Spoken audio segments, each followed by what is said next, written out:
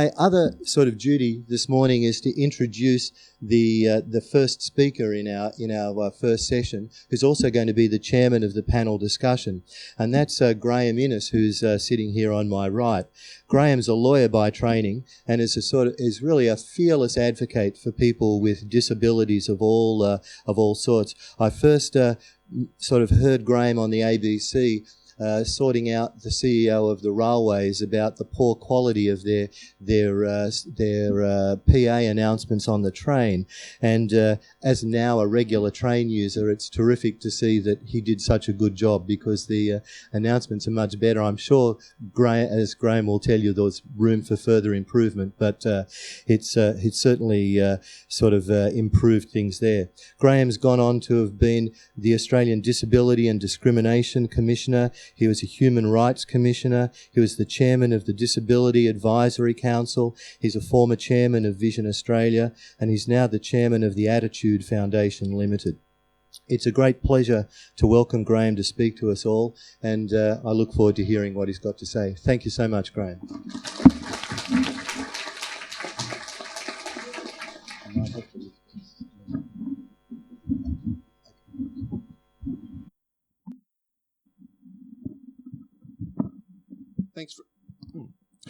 Thanks very much, Peter, and thank you for that introduction.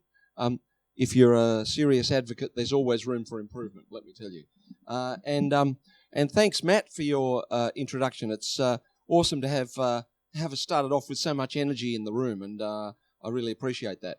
May I begin by acknowledging the traditional owners of the land on which we meet this morning.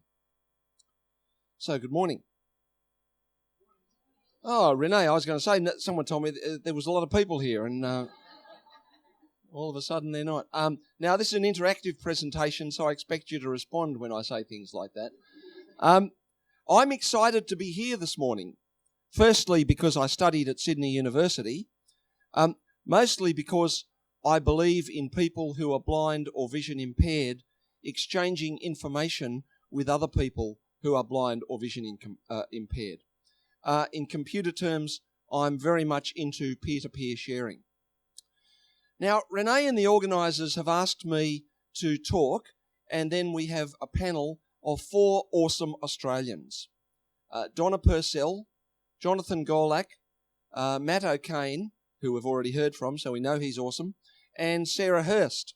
Oh, BTW, all of us are people who are blind or vision impaired. Just saying, right?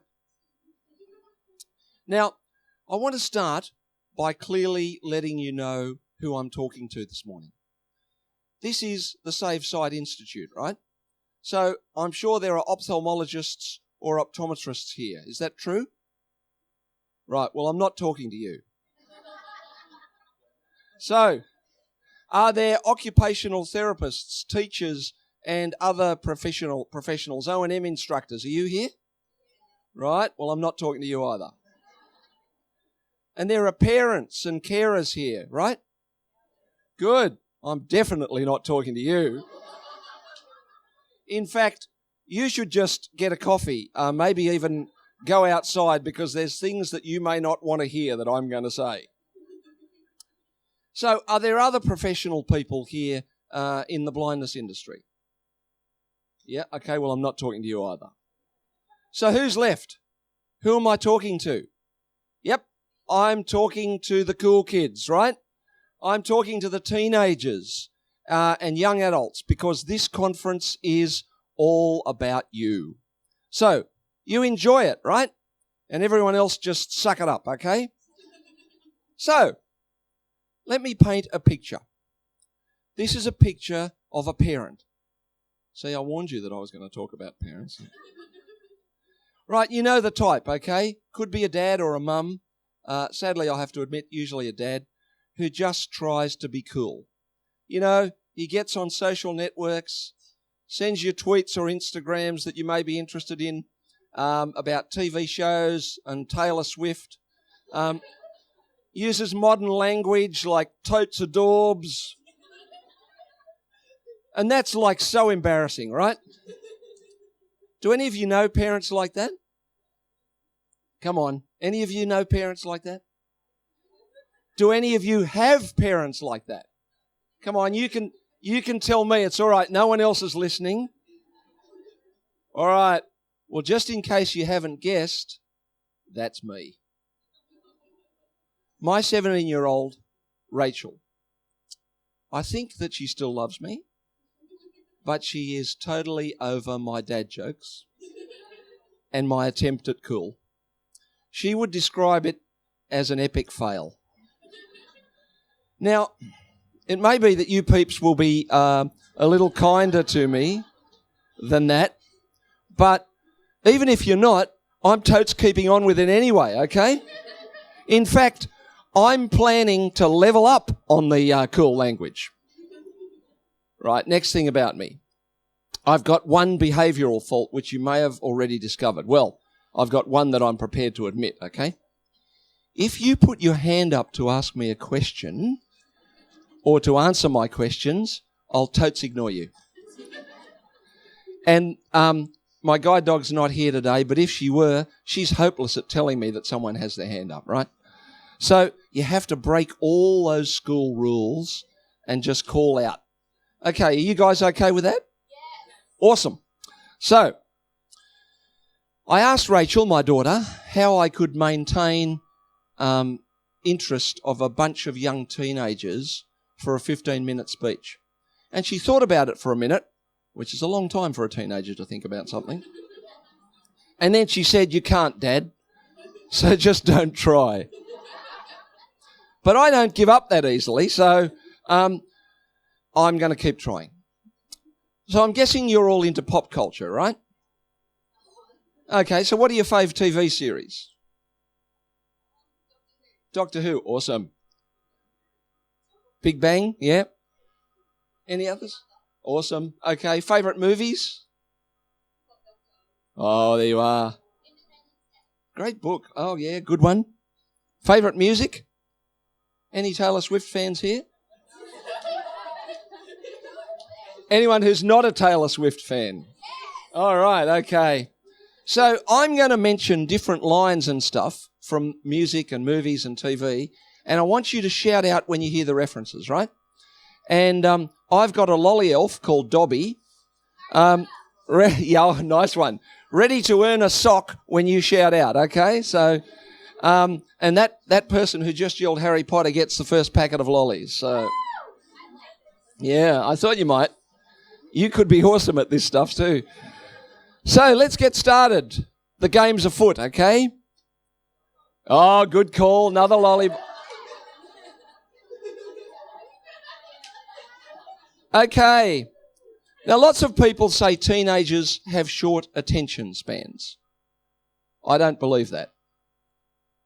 And talking about attention spans, I read this morning that in every daylight hour, every minute of daylight in the United States, 660,000 people who are driving their cars are playing on their devices at the same time.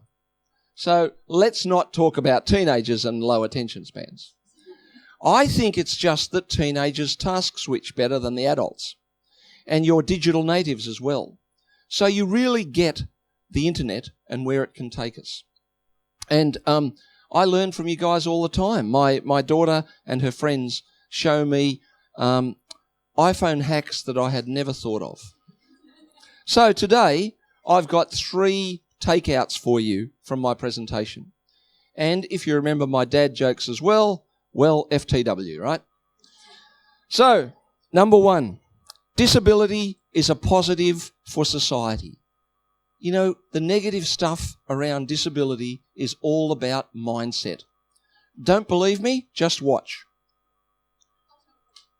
Yes, nice one. I was waiting to see if anyone got the Bruno Mars reference. Another packet of lollies, please. So, who knows Dresner Levitsky Gray? Anyone know that name? Who is she? Oh, let's see if anyone else knows Donna. No, you better tell us, Donna. She is a very inspiring young woman who lives in Perth, but she has a hearing impairment. She's profoundly deaf. Yep. And you forgot she's the Young Australian of the Year. I Oh, I'm sorry. And most importantly, she is the young Australian. Yeah, thanks. She's a powerful speaker. She's an awesome advocate. And her first language is Auslan. So she's proud of her deafness and her deaf culture. And she works in a society where the first and only language for many of us, many of us, is English. But whilst doing that, she advocates for Auslan and its broader use throughout Australia. She talks about deaf gain rather than hearing loss. Now, isn't that a powerful switch around? I think that that's a very clever way to change the thinking about disability. But there's more than just Drasana, okay? I want everyone who needs light on a computer or phone screen to take part in this conference today, right? Everyone who needs light to see your computer or phone screen, I want you all to stand up. Come on, up you get. Come on. Resistance is useless. Sorry, futile. All right, no one got my Daleks rep. Oh, well, bit of a slow response, but we got it there. Awesome. Okay, so you're all standing up, all of you who need that light. Now, did you pay for all that extra light that you're making us use? You see, it's we people who are blind or vision impaired, who operate without that stuff, who are making the economy cheaper for everyone. Okay, sit down again. Relax. It's okay. Blind people like us have got your back. No, don't worry. Now, who's going to be honest with me? Stand up if you can see the traffic lights, but you only cross the road when you hear the audible traffic signal. Anyone standing up? You know what? Blind Citizens Australia successfully lobbied for those traffic signals about 20 years ago. And now they're benefiting all the community, not just people who are blind or vision impaired. Once again, people who are blind or vision impaired are the lifters, and you sighted people are the leaners, right? Now, finally, who listens to audiobooks or podcasts when you're driving in your car or while you're doing similar tasks? Yeah. People who are blind or vision impaired got you those books, right? And there are many other examples, but we don't want you to feel too grateful to us, right? So I'm going to stop. So disability or blindness or vision impairment is a positive for society, and we're part of that. Everything is awesome, right? Everything is cool when you're part of the team. Oh, yes, the Lego movie. These people are nailing it over here. You guys up the back need to lift your game, okay? So, take out number 2. The people who know stuff about blindness and vision impairment are people who are blind or vision impaired. Okay, teachers, parents, I've got a bad feeling about this. Now, when I was growing up, my parents had a friend named David Hunter, and he was the member for Ashfield in the New South Wales Parliament for 35 years. He was totally blind. He showed me that as a blind person, I could do anything that I wanted to in life. But all through my life, there have been other people who've shown me that, who are blind or vision impaired. Joan Lederman and Joan Niche introduced me to Blind Citizens New South Wales, of which I'm now the president. I then learned about speaking and debating and developing and negotiating of policies relevant to people who are blind from people such as Hugh Jeffrey, David Blythe and Bill Jolly. And Probs, you Probs don't know any of those people, right? But my list could go on. And 4 of them are actually on my right on this panel today, and we'll hear from them soon. At school camp, how many of you go to music camp? Just asking. Yeah, okay, awesome. At university, in my work and in my life, I learn the most useful stuff from other blind people. The O&M instructors taught me how to use a cane. But who told me which canes fold more easily, break less, fit in your pocket when you're at the pub, and have the best tips for sliding along? The low vision therapists tell you which magnifier or monocular will best suit your vision. But who tells you which one has a strap so that it won't fall out of your pocket or your handbag? The Vision Australia Help Desk recommends which computer to buy or which note-taking app to use. But who tells you which one works the best on your iPad or which one you can use with Tinder, Snapchat, or Reddit? I warned you, parents. I warned you. Your mother might talk about staying safe and making good decisions when you're dating, but who's going to tell you the best guide dog pickup techniques? And who's going to let you know which men are hot and which men are creepy?